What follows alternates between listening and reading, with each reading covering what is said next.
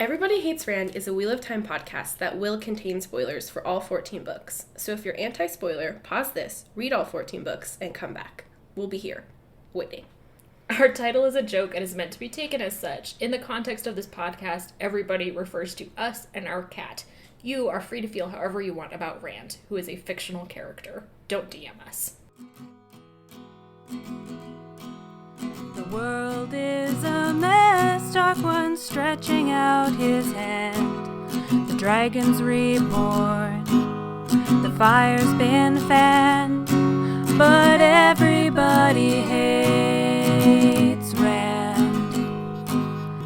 Everybody hates Rand. Everybody hates Rand. I'm starting it now so we can have this fight on air. I know eggs are in cookie dough, but I thought that, like, Toll House Company, there's cookie dough that doesn't have eggs in it. You want to look at the ingredients? I'm sure you're right. I'm not. That sounded sassier than I meant it to be. But, like, legitimately, let's look at the ingredients, and then I can see if I can eat 18 more of these. Ingredients. Sugar, enriched flour, bleached, water, palm oil, canola, and or soybean oil. Contains 2% or less of eggs, baking powder, salt, natural flavor. Bacon powder? That's fascinating. Yeah, I mean, I guess you are supposed to bake these. Well, yeah. I wouldn't know. I've never done it. Anyway, the point is that I'm eating just a nugget of cookie dough. She called it an egg nugget. And I got confused because I thought she was making a pun on eggnog. And I thought they were a special flavored type of cookie dough. Eggnog fucking sucks. You'll never see me I've never ingesting had it. eggnog. Does eggnog taste like eggs? I hate it. But does it taste like eggs? Kind of.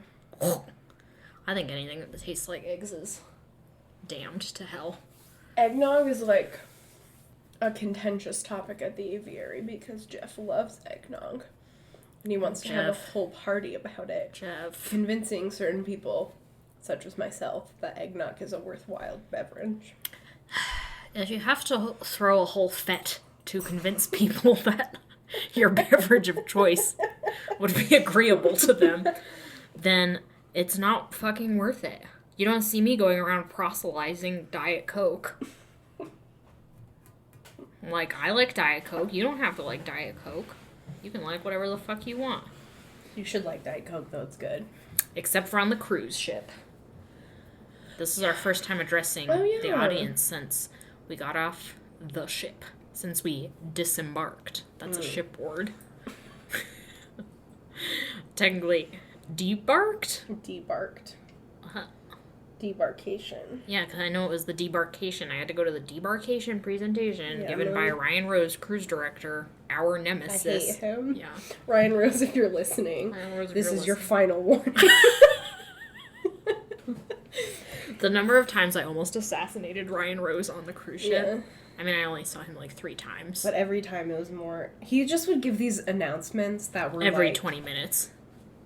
Horrible. Yeah. Good evening, Carnival, Inspiration Family. He'd Ryan say Rose, good evening at 11 here. p.m. Yeah. And I'd be like, I'm asleep! He'd be like, let us live! Stop making... I'm not going to bingo! It's 12:30 or karaoke. a.m. God. I'm so tired, Ryan. Please just let me sleep. We learned a valuable lesson on my company cruise, which is that cruises are for a specific type of people, and we are not that type of people. Well, I have talking to some of my coworkers about it who've done the same cruise. Apparently, the cruise we went on is literally the cheapest cruise in the world. That makes sense. Yeah, and they're like, you can go on nicer cruises. And I'm like, but will I?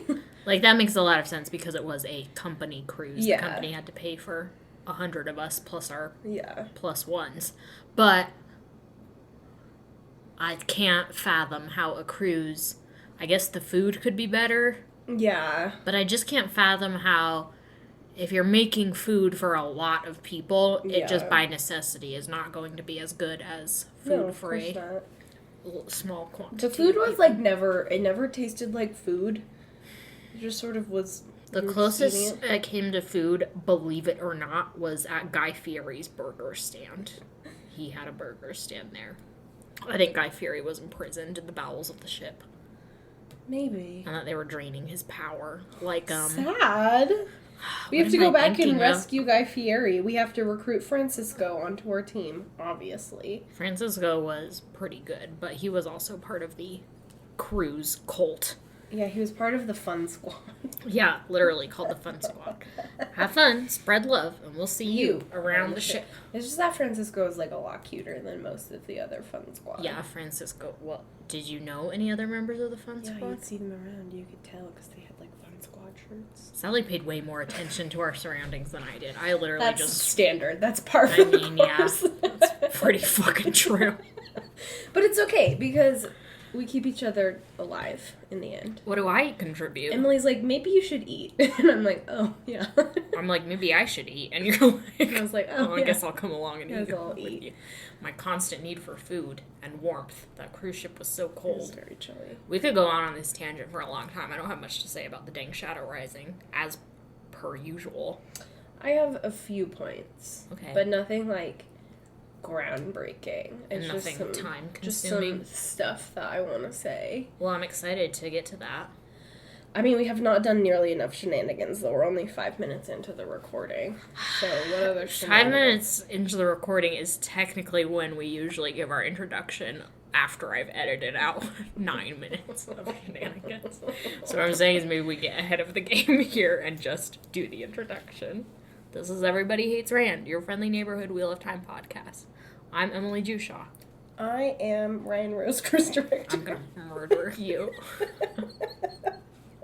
Now we can go on about the cruise or whatever, but we've got the dang introduction. No, it's okay. We can talk about books. This is your Ding Dong podcast for Ding Dongs who read Wheel of Time. What if we just talked about the books we read on the cruise instead of talking about The Shadow Rising? I mean, that'd be a fun little recap. I was thinking it would be, even though I haven't updated our blog in forever, we could do, like, EHR's top 10 books of 2019. Oh, that would be fun. It Yeah. would require me to remember what I've read in You it's okay. keep track. I usually keep track of what you read. When did we start the Goodreads? May, I think, or April. It's too late in the game. I read so many books before then. I did. did. Okay, well, we can do EHR's top 10 books of the 2019 parts that we were on Goodreads. That'll be the title of the blog, and everyone will be like, what the fuck does this mean? Did you put down Goodreads everything I read on the cruise? I did the ones I could remember. I did, Did you give them Jade star City. rankings? No, I didn't give them Okay. stars, because I didn't want to ask you. I thought it would annoy you. It never annoys me. I think you think it annoys me because Sally will say, how was your book? And I'll say 4 stars. She'll put it on the Goodreads. What annoys me is that you don't just come out and say, give me, what's your star rating for this book? Okay, well, first time I did it, you were like, I don't think of things that way, and so I was now trying... I do. You've trained me. Okay, I'm sorry. I do genuinely want to know what you think about the books that you read. I just also don't want to annoy you. You're so good. You're so good. See, that sounded like a lie. Hook me up to a lie detector. Fucking No, that's police propaganda. lie to me, Tim Roth. He knows I'm not lying. Okay, what did you read on the cruise, Emily T. Jushaw? I read a novella called River of Teeth. It was about hippos in the Louisiana bayous. There we go. We got there. I got there. Which was a thing that historically could have happened in our country, which is fascinating to think about. Anyway, today I read the sequel at work because my computer was broken and I couldn't do work. It was pretty good, very queer, which is always surprising in a book set in the 1800s in America. I've read a book called A Conspiracy of Truths that's about an old man who takes down an entire country by being bitchy, and it was pretty satisfying. He was a good narrator. He was just pretty funny. Good. That one was cute. And I read Jade City, I think that's the name. Jade City by Fonda Lee. By Fonda Lee, and it was a cross between Kung Fu movies and The Godfather. It was pretty slow-paced at times, and I felt like there could have been more Kung Fu sequences. Like, it leaned, like, the balance between The Godfather and Kung Fu got a little too deep into The Godfather. I was like, I don't care as much as you think I do about the mob business. Tibbles. But it had some good sibling content, which I'm here for. And I can't remember what else I read. I know I read a book called The Perfect Assassin, which did not have as many assassinations as you might have expected.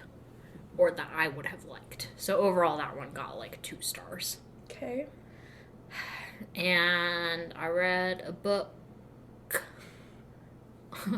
What's that one called? I read an old-timey book from the 90s. I forgot you read this one. That was so weird, and now I can't remember what it was named. Something about fire, because there was a volcano in it. Ooh. It was like about a rogue, a fighter, and a magic user go on a quest, but queer. Make it gay. Yeah, but 2 bisexual main male characters, and the female character was coded asexual. Cool. So it was very cool. And it was just like a genuinely pleasant read. So that's what I read. Oh, and I read a really good book at the end. It was something about tarot.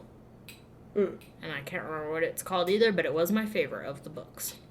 So that might be shocking to you that I don't remember what it was called, but the truth is that I could never bring myself to look at the cover because the cover was so bad. It happens. On it, there was a depiction of a man who looked exactly like the guy in the CW series Arrow. I am 100% sure that was the reference they used. Don't choke. And that really distressed me, so I never looked at the cover. That's... Do you want to talk about what you read? Sure. I'm just gonna be stuck on the Arrow actor's secret life of modeling for books covers. No, I think they just got a screenshot from Arrow, and we're like, sure, this'll do. This'll do for our bodyguard character. What did I read? I read the first installment of Lumberjanes by Noelle Stevenson and Grace Ellis and one more author, I can't remember. And that was just absolutely fucking charming, like everything Noelle Stevenson does. There's more, right? Yeah, there's like a bunch of them, I think. I see them at the King's English, and there's like quite a few. Are they still coming out? Do you know? I don't actually know. I don't know if it's been finished or I just know Noelle Stevenson did Nimona. Yeah. I loved that, but it was kind of a one-off. Yeah. So I'm interested in... Noelle Stevenson is also the showrunner on the reboot of She-Ra on Netflix right now. Which we watched the first season of and really liked, but... No, we need to... That we're bad at watching TV sometimes. I'm bad at watching TV, so whenever Emily's like, watch a show with me, I'm like, do you really want to do this? And she's always good and gives me another chance, and then we watch 4 episodes, and I sort of vanish into my need to work 70 hours a week constantly all the time. I was like, I'm catching up on my shows with Sally, and Devin was like, what are your shows? And I was like, we have The Good Place and My Hero Academia, which is 2 shows, which is pretty good for us. Yeah. Usually we have 1 or 0 Yeah. that we are watching together. I know, I'm just bad at TV. I'm bad at visual media. I don't think you should call yourself bad at it. You just don't like it as much. Yeah, it's just not a priority for me. Yeah, that's not bad. You're not less than other people who enjoy that. I mean, it's bad when I like want to engage people in conversation. They're like, "What are you watching?" And I'm like, "The Wall." Wall. Like the face of my beloved cat as he smushes his wet face into my cheeks in the morning. I also read Uprooted, which is the other standalone novel that Naomi Novik wrote, who wrote Spinning Silver. Ugh.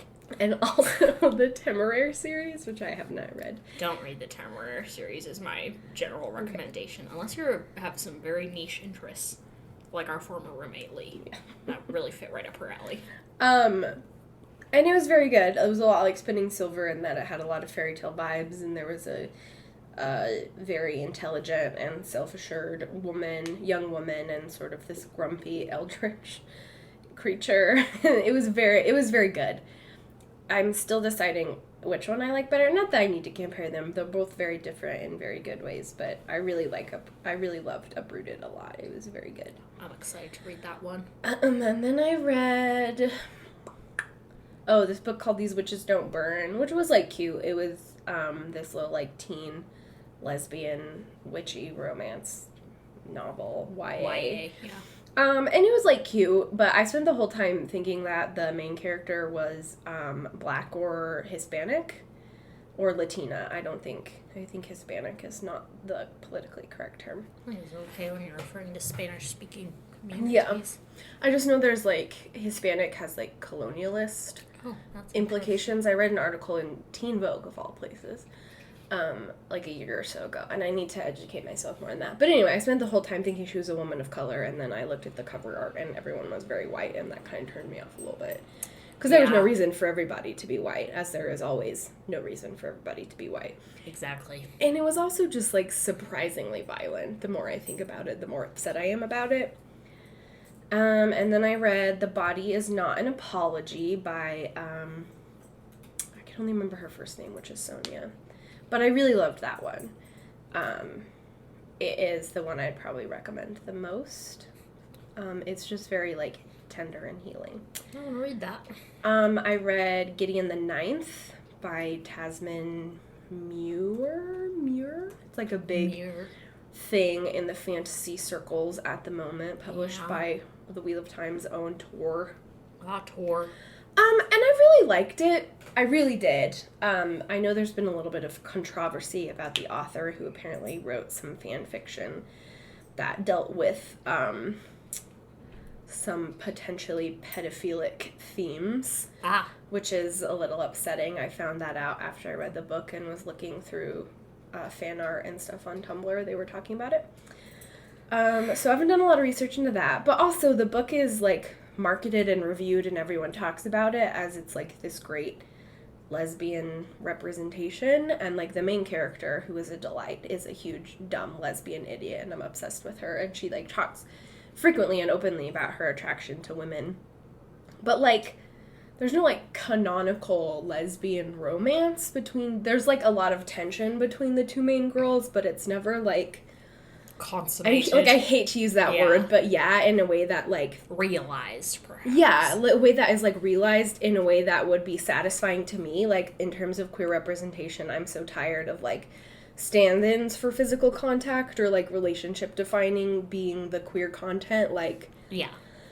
Anyway. It's like there's an instinct to, what's that word?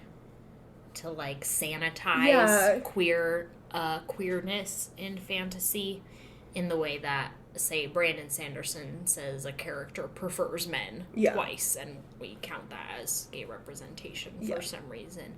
And it's just like, that means nothing to me, A, because these are characters that are irrelevant, but also because they're not in gay relationships. It's just like a one-off by a character who is not queer making this statement about them. They don't have any, it's just... do better. Yeah, it's just very frustrating, especially because the main relationship between the two young women is, like, very combative, and there's a lot of, like, kind of icky power dynamics. So for people to call it, like, great lesbian representation, and, like, on the cover of the book is a blurb that's, like, lesbian necromancers in space, and it's, like, I don't know. I just don't really love that it's getting so much applause for that reason. Like, there's a lot of reasons to applaud it. It's, like, a very well constructed and interesting fantasy, and the main character is, like, a great narrator, but, like, I just don't think we should... I'm just tired of people getting credit for their, like, little spittle of queer representation. I think that the blurbs industry is poison. Yeah, I do too. I just think that authors, it's like this weird incestuous thing where it's like, I'll give you a blurb on your book that you can put on your book cover, and I'm a well-known author, and it's like, we get some sort of payback. Yeah. And it's just like the thrill of helping make you into what you are. Because, like, I've picked up books that are like, oh, this was liked by some author I like. Like, I picked up a book that had a little blurb from Naomi Novik, and that, you know what? That book sucked. Sorry, Naomi. Literally sucked balls, Naomi. Like, Naomi, it was so shitty. Why would you endorse that unless, A, you have no taste, which I don't want to believe. Yeah, or B, your publisher made you. Yeah, or B, your publisher made you, because the publishing industry is also poison. Yeah. I don't know. I don't want to, like, assume the worst about people. I just think the whole thing lends itself to, like, dumb practices where we are valuing... Like, just fucking be honest about what you think about a book, I say. Yeah, and, like, again, like, There's a lot about the book that's super interesting. It just made me really mad that is, like, the reason people are talking about it. Yeah. Because it's, like, I also, like, it's better lesbian representation than most things that I've seen, and that there's a character who's canonically a woman who is like, I'm attracted to these other women and men and not to men. But it's so sad that is literally the standard Right. for lesbian representation, you know? And she doesn't, well, actually, no spoilers, but... Well, and it's like, I just don't, just because it has gays in it doesn't mean it's... Yeah, good gay representation. Good. Like, I wouldn't call the fucking Captive Prince trilogy good gay representation. That shit's extremely toxic. What I would call it is escapist fantasy. Yeah. And that is what it qualifies as. Yeah, and that's why, if you read it in that mindset, it's enjoyable. With, like, some sparkling prose thrown in there. Yeah, there's some very sparkling gutting prose at times. Like, oh, fuck me. Excuse me. Whatever your name is, I forgot. C.S. Picot. Okay. Picot. I also read one last book, which is The Seven Necessary Sins for Women and Girls, which I loved. It was a little more academic and, like, intense than I thought it was going to be. I don't know what exactly I thought it was going to be, but I learned a lot about global feminisms, which was really cool, and various global feminist activists that she did a really good job, because she's Egyptian-born, Mona El-Thawi, I think her name is. I can't remember.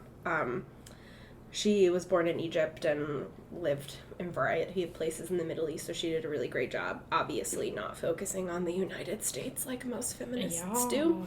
So it was really great. I really loved it. That's It good. gave me a good radical feminist stance on some things. I'm excited to read that book, The Body Is Not an Apology, and Uprooted. Yeah, Uprooted is really And Lumberjanes. The other books you read, I don't think Yeah, I mean... were as interesting to me anyway. Yeah. If Gideon had turned out a little better, I think you would have really liked it. The necromancy in it, the, like, magic, the way they do their necromancy is very interesting. Oh, cool. But, Yeah, I'm always down for some necromancy. You know me. and, like, the aesthetic is very good. Like, Gideon is this like, huge jock himbo lesbian with, like, ear haircut. Do love And that. she always wears, like, face paint, like a skull. Cool. And just has, like, loves her long sword. No one should have my haircut. I should say that. It's good haircut. I really Not like right it. now. It's not. It keeps trying to part down the middle. And I don't like it. I'm sorry. It's okay. It'll grow out eventually. But why are you sitting Then there I came of all home and places? Devin just, like, threw a bunch of comics at me, as is his custom. Yesterday, I walked in the house and Emily was sitting, or maybe it was Monday, I It was can't Monday. remember.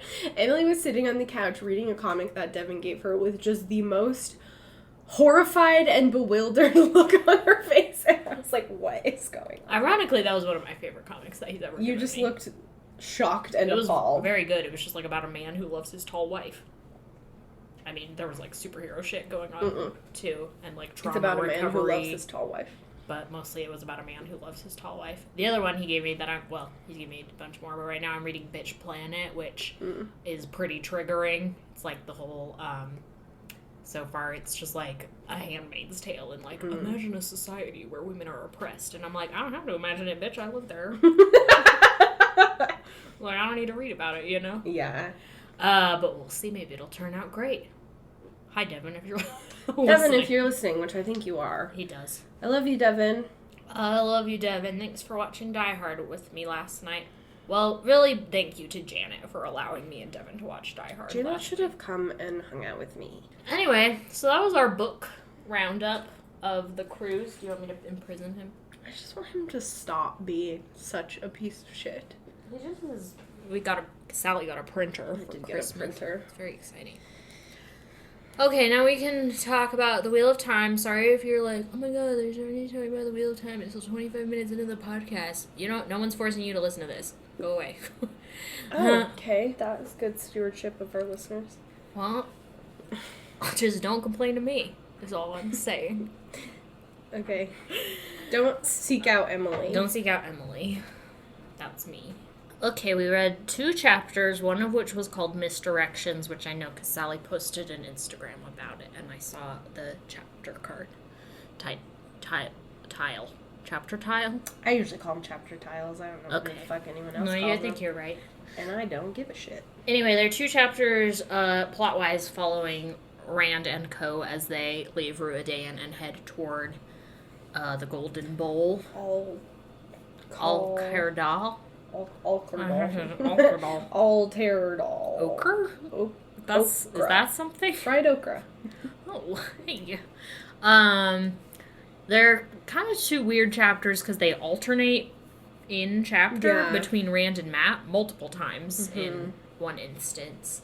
So that's a little strange break from tradition, but I guess it's fine because I don't want to be inside Rand's head for a full chapter. It's just a little... That sounds awful. Yeah. And I know because I've gone through 7 books multiple chapters that are just in Rand's head. They're so bad. Like of the whole first book. It's got a bad head.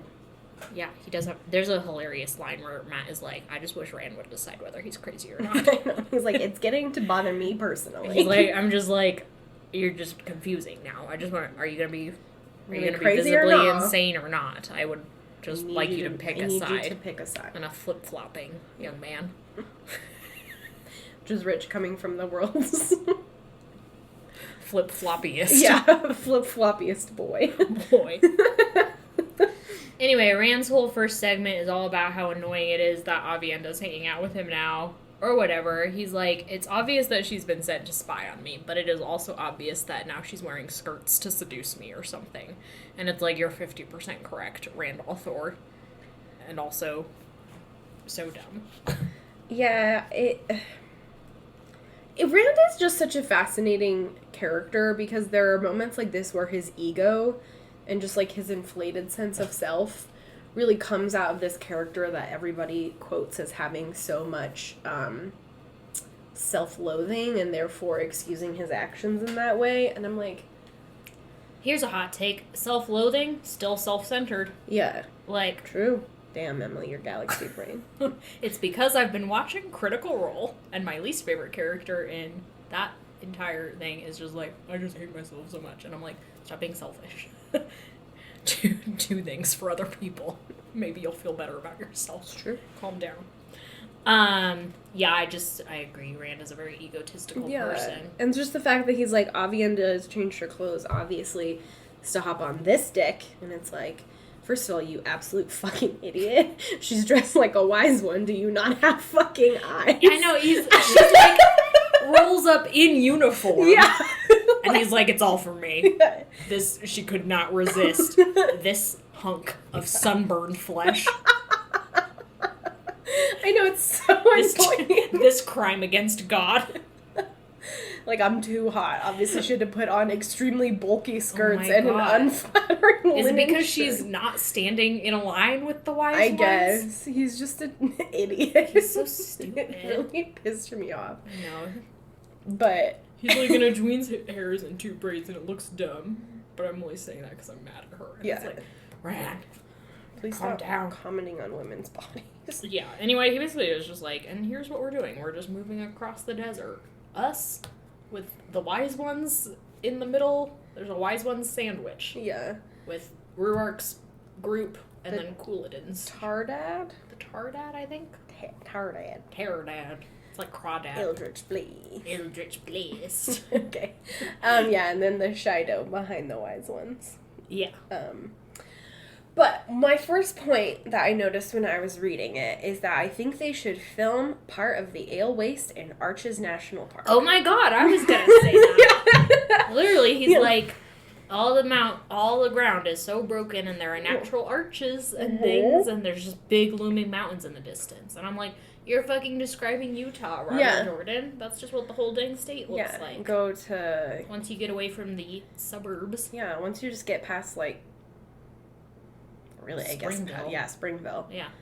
Then it's just, like, beautiful golden brown red rock. Nephi, perhaps. Oh, God, Nephi. Nephi's Our dreams terrible. go to die.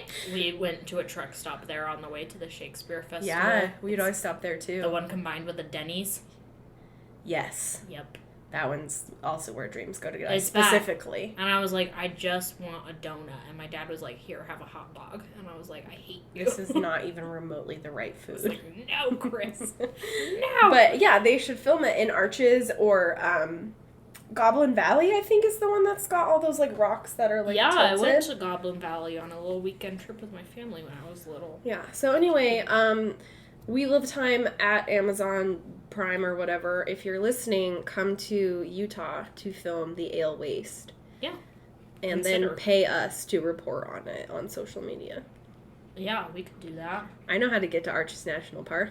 And we have a national park card. It's fucking true. We get there for free. You don't even have to pay our entry fee. We really gotta use that. I know. We should go somewhere fun. Grand Canyon. Grand Canyon. I'd also like to go to Glacier National Park in Montana. Okay. I'd like to do that too when the weather warms up a Yeah, little obviously bit. we should not go to Montana in the winter. We could go to Grand Canyon in that'd be fun. winter. I've never been to the Grand Canyon. Me neither. I don't even think that I'll be that impressed with it. I know But it's grand. The worst. I know it's grand. It's in the fucking name.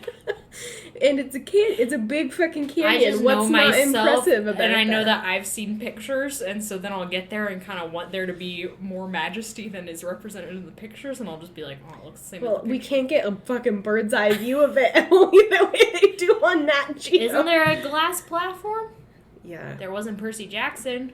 Yeah. Literally, if Rick Riordan writes something about a national park, I assume it is there. Why haven't Yeah, any of Rick Riordan's characters been to Yellowstone?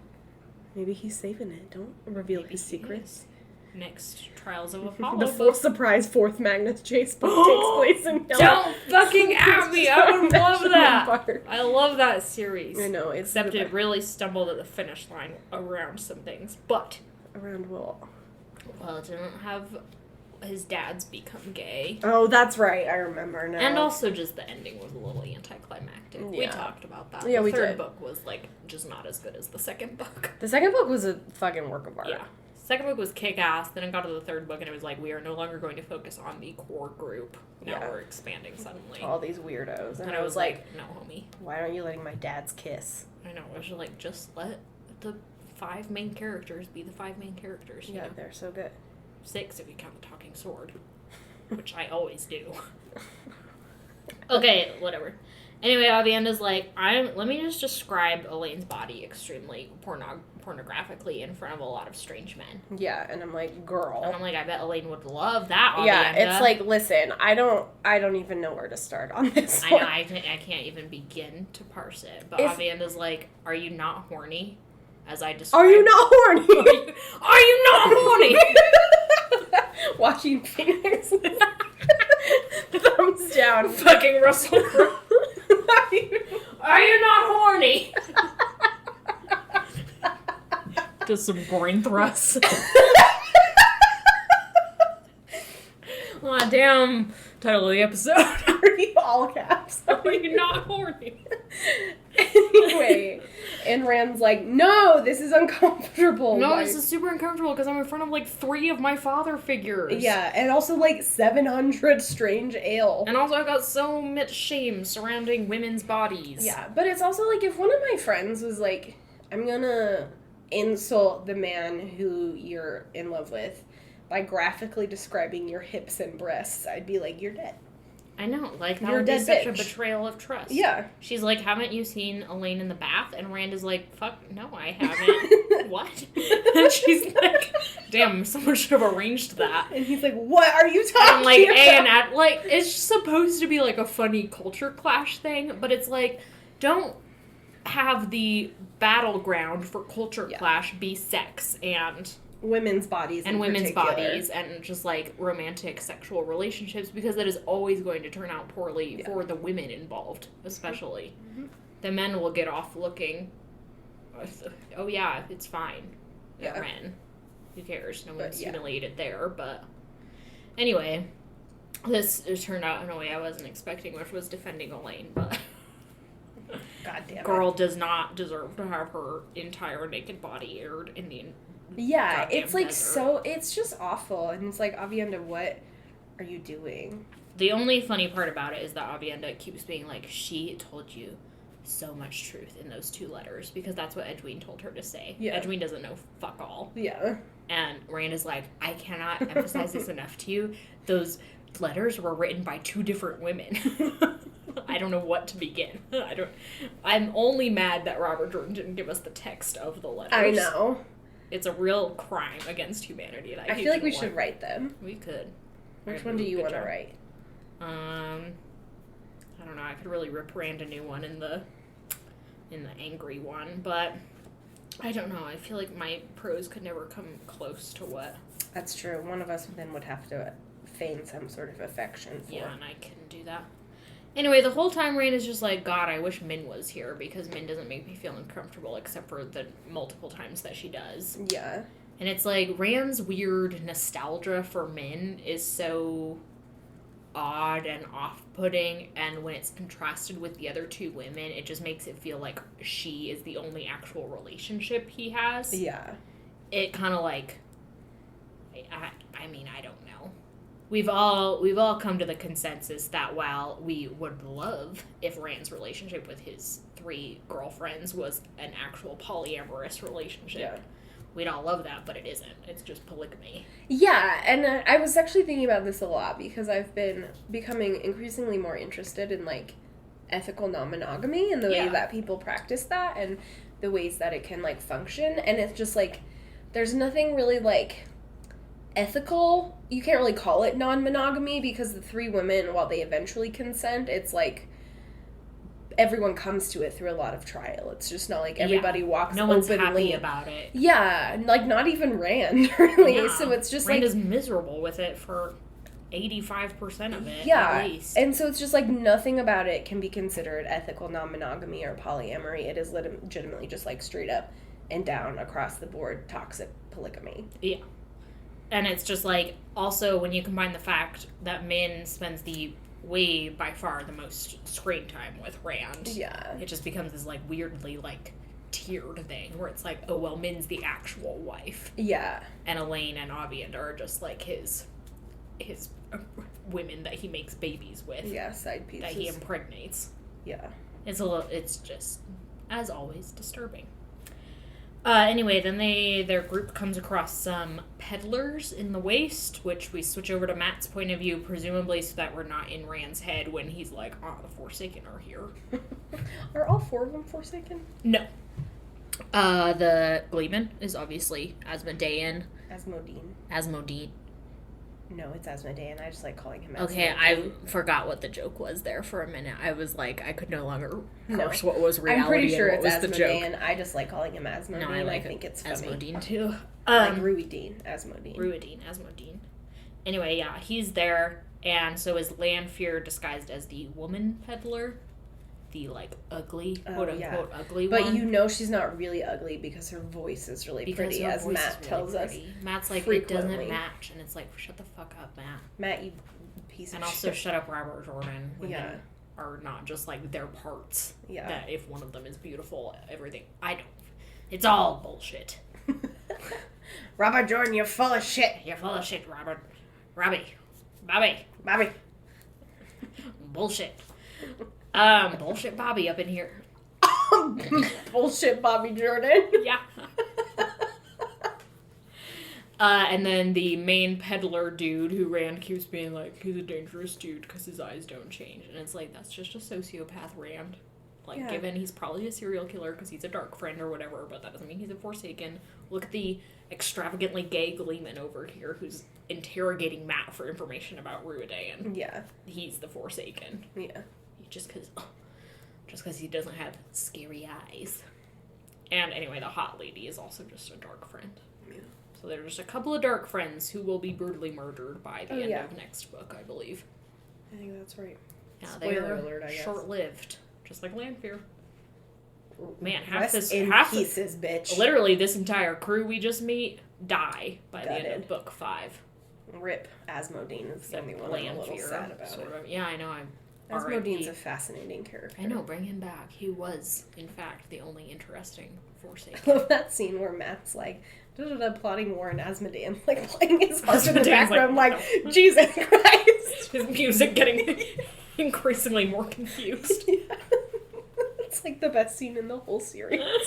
Oh god, you could do so many funny things with that scene. I know. Just imagine if Asmodean was just like playing hip hop songs always, and everyone was like, "Oh yeah, like da da da da," and he's like playing "Toxic" by Britney Spears. Again, we should be writing the Wheel of Time. Yeah, what the hell? Sorry to this man or whatever, but we should be in charge. Anyway, there's some clashing with the ale over the who's gonna escort the peddlers, who are like, we're looking for Cold Rock's Hold. And everyone's like, yeah, that's on our way, we'll take you there. But also you are way far out of your way. My friend Brianna just sent us this as a sticker submission. Like, what are you doing? It's so funny. Okay, sorry, guys. It's Kevin. I'm okay. Sorry. That was good. There's a territory thing. Yeah, there's a territory thing. It's like, oh, who's gonna escort the peddler? And then Matt is like, I don't give a fuck. Someone give me their hat. Again. And he does, which is like gross to me. Yeah, I would like if I get a hat from someone's sweaty head. That's all I was thinking. don't want that. I'm like, oh, damn, the sweat transfer. How can you not be thinking about that? I know. It's like, and when he asks for it, it's like, give me a hat like that one. Yeah. And then she just rips the sweaty hat off his head and is like, here you go. And Matt's like, excellent. This is an unrealistic portrayal of what it's like to be in a hot climate, is all I'm thinking, because no one is thinking enough about how sweaty they are. Yeah. When I'm hot, it's just like a constant monologue. Yeah. I'm so sweaty. I'm so sweaty. I'm so uncomfortable. I want to be dead. I want to be in the shower. Yeah. Dear God, someone help me. Dunk my head in a bucket of ice water. No one's... I mean, Matt comes closest, but...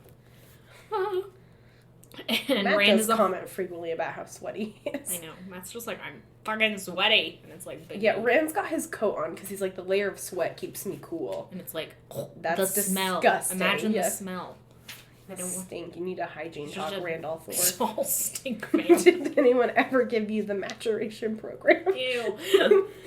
Wear deodorant. You're so stupid. He's a tall stink man. Oh, the other funny thing about this is that Rand's so self-conscious, self-centered, is like, oh, all the wise ones should be coming with me because they are all obsessed with me. Yeah, and they're literally I can't help it that everyone is obsessed with me. I'm sorry, everyone's just obsessed with me. While they're literally off just, like, doing completely unrelated shit. No, they're eavesdropping on him. Oh, that's right, with Maureen's little jewel. They're like, oh, they're all gathered around it, and it's like, it's because they're listening to your convos, you dumb. And he's like, they're just women looking at pretty jewelry. He's like, oh my God, they're just so distracted by shiny things. Like a bunch of magpies. Like raccoons. Like, what the hell? Do you know it's legal in Oklahoma to have up to 6 raccoons? No more, though. Anyway, then they get to this, like, place where they're camping for the night called Imrie Stand. Immer? Something stand. And they're like, it has water, so that's why we're staying there, even though the sun hasn't gone down Even yet. though the water is like a bucket. The water is like 3 sips, and Rand's like, this ain't water. And Rourke's like, what the fuck? This is a fortune of water. What are you talking about, you privileged fuck? Take your wetlander privilege out of here. Privilege out of here. But some scouts are like, I don't know, it looks whack. So then they go up there, and there's like the little building that's just like soaked in blood on the inside. It's disgusting. And Matt's like, well, Trollocs were here, and Avienda's like, don't be a dipshit, Matt. Trollocs would never come this far south. Yeah. And Matt's like, oh yeah, I know Trollocs, but what the fuck ever, lady. Yeah. Cue 10 minutes later when the Trollocs attack en masse. Yeah. Matt is like, locks eyes with Avienda and is like, hey, fuck you. Don't you dare question my expertise. Who's the dipshit now, Avienda? Who's the dipshit now? Although they have their one and only amiable interaction at the end when Matt's like, oh yeah, it's very charming. He says, oh, I'm fine. Nothing like a little dance with Trollocs to ready you for sleep, right, Avienda? And she just like smiles. She's like, yeah, okay. He's like, ha, ill humor. Someone who gets it.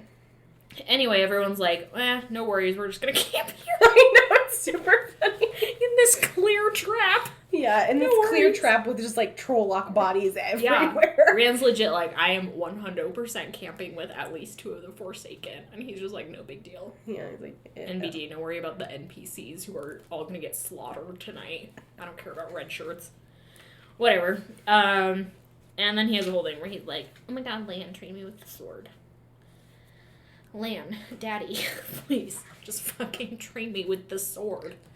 And Lan's like, fine, even though it will be culturally offensive to literally your entire army here. And Rand's like, don't give a shit.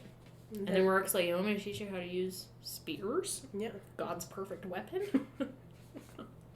Let me introduce you to my favorite possession. The spear. Every spear ever made. And Rand's like, sure, I guess. And they talk about tactics and some bullshit. And he finally finds out, oh, Avienda's a wise one. And he's like, oh, does that mean she's gonna channel every woman channel except Min. Min's the only woman I feel Min's safe the and only comfortable perfect around. woman. Why Everyone don't you else is fucking a marry her hoe. then, Rand? Yeah, it's such a, like, weird take on the, like, Madonna whore complex. Yeah, that he's just like, but I love my mom. Yeah. But I love Min, who's untainted and doesn't channel. Yeah. But all these whore women who can channel. Who have power. Yeah, there was an interesting, speaking of women being called whores, there was one of the chapters in the 7 Necessary Sins for Women and Girls talks about the equation of, like, attention whores, the idea that a woman wants too much, and that's the same with sex. Like, you're called a whore when you want too much or more than women should take.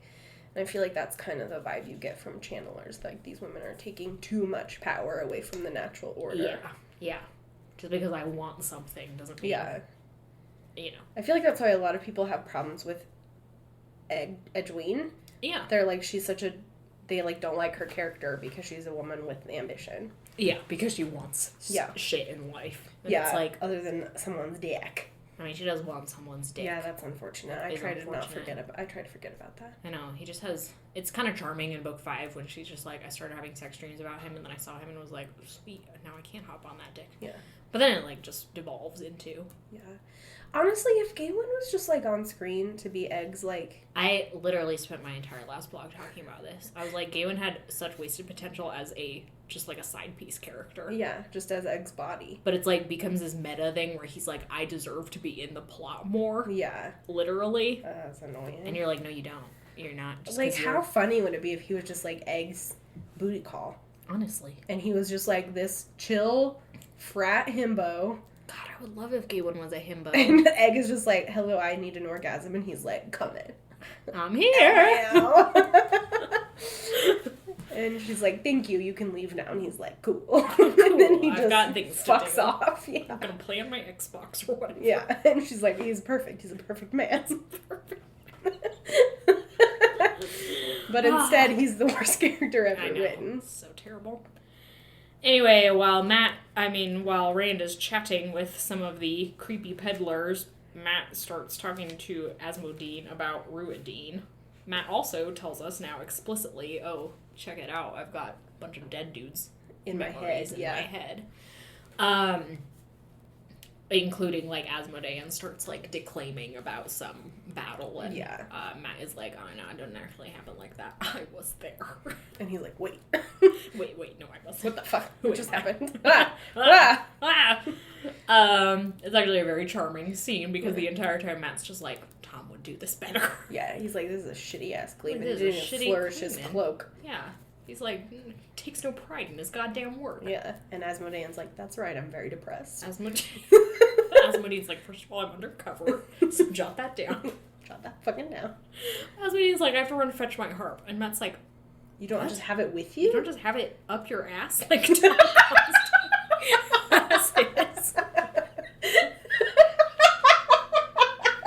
Thom couldn't be parted with his harp to get through goddamn airport security. It's true. He'd be like, I refuse. Like Liz Lemon eating her whole sandwich. I can have it all. Thom, in that case. But then while they're sitting around chatting about bygone eras, the Trollocs attack, and there's just some, mindless slaughter for a little while. Mm-hmm. And Matt has another iconic line where Rand is like, okay, Rand is acting crazy, and Matt says, I'm going to get some sleep. Wake me if the Trollocs show up again. Or better yet, let them kill me in my blankets. I am too tired to wake up again. Yeah. Which is such a huge mood. Yeah. Just let him kill me, I want to be Just asleep. let them kill me, I want to be dead. Yeah. You all are so annoying. I'm so sweaty. I hate this place. This is terrible, and I cannot wait to leave with the peddlers. Yeah. I don't know. Oh, Matt.